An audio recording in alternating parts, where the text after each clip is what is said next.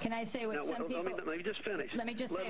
Now, wait a minute. You started this, and every question you've asked has been hostile and combative. So you listen to my answer. Will you do that?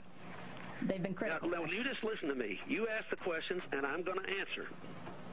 You have asked questions in a hostile, combative, and even disrespectful tone, and you have never been able to combat the facts I have given you. Now, you listen to this. The other thing Ralph Nader says is that, he's pure as Caesar's wife on the environment. Under this administration, 43 million more Americans are breathing cleaner air. We have safer drinking water, safer food, cleaner water. We have more land set aside than any administration in history since Theodore Roosevelt. We have cleaned up 3 times as many toxic waste sites as the previous administrations did in 12 years. And we passed a chemical right to know law that's a very tough law. It's the best environmental record in history. Al Gore's opponent, and one of the two of them are going to be president, Al Gore's opponent has promised to weaken the clean air standards and repeal a lot of the land protections. Now, those are the facts. People can say whatever they want to. Those are the facts.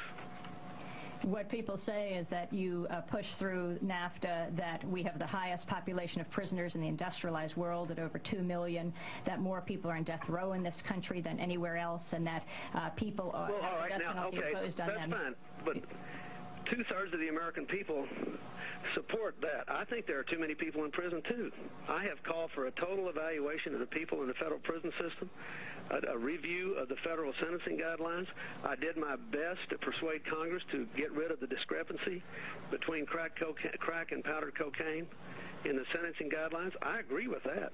Nobody ever said America was perfect. I disagree. I think NAFTA has been good for America. I think it's been good.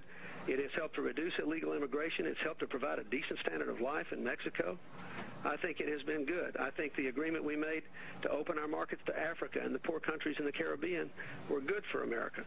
People complain about our trade agreements. Trade has accounted for 30% of our economic growth, and we have the lowest unemployment rate in 30 years.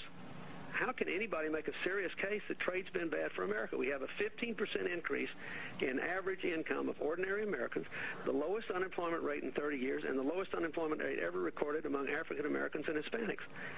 Now, I don't think you can make a sane case that if we closed up our markets, that either Africa or Latin America or America would be better off. What about... The real problem you got are the results. This country's in good shape. Now, I've talked to you a long time. It's election day. There are a lot of other people in America, and I've got to go. One last question. What about granting an executive order ending racial profiling in this country? I expect that we will end racial profiling. Here's the deal. The Attorney General is supposed to give me a report on that. I'm opposed to it. Al Gore is opposed to it. Here's the deal.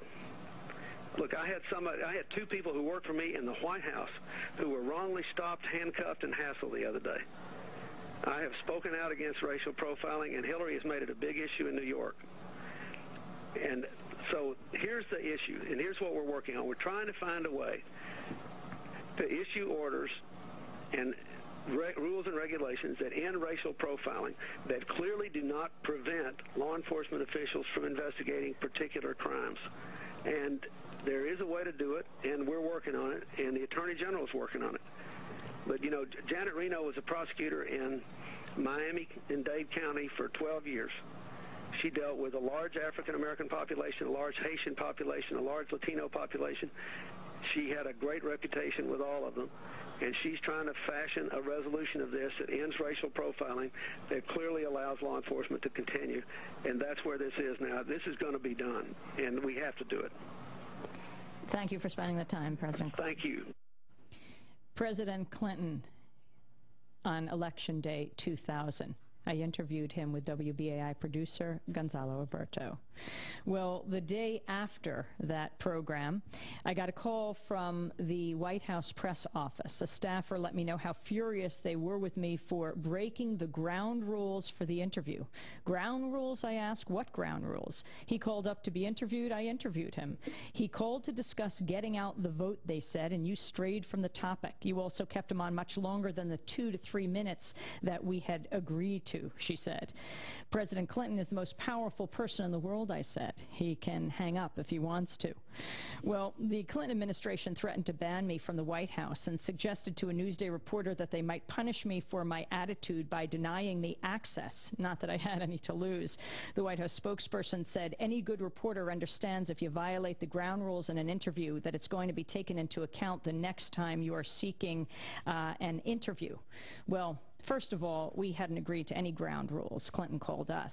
Second, we wouldn't have agreed to any. The only ground rule for good reporting I know is that you don't trade your principles for access. We call it the access of evil. Oh, and this update. Leonard Peltier remains in jail. President Clinton didn't pardon him. Instead, Clinton granted a pardon to fugitive billionaire Mark Rich, who'd been living in Switzerland since a 1983 indictment on charges of wire fraud, racketeering, tax evasion, and trading with Iran in violation of a U.S. embargo. Rich's ex-wife, Denise Rich, was a major donor to the campaigns of both the president and his wife, New York Senator Hillary Rodham Clinton. Peltier said in response, quote, "We can see who was granted clemency and why. The big donors to the president's campaign were able to buy justice, something we just couldn't afford. Meanwhile, many political prisoners continue to languish unjustly. Proof that this nation's talk about reconciliation is nothing but empty rhetoric," Peltier said. He remains in prison at Leavenworth. And that does it for today's program. If you'd like to get a copy, you can go to our website at democracynow.org. Today's producers, Mike Burke, Sharif Abdel-Quddus, Anna Noguera, Elizabeth Press, John Hamilton, Jeremy Scahill, Mike DeFilippo, and Rich Kim are our engineers. You can go to our website and read the chapter in The Exception to the Rulers, Not on Bended Knee, with an excerpt of the interview. I'm Amy Goodman. Thanks for joining us.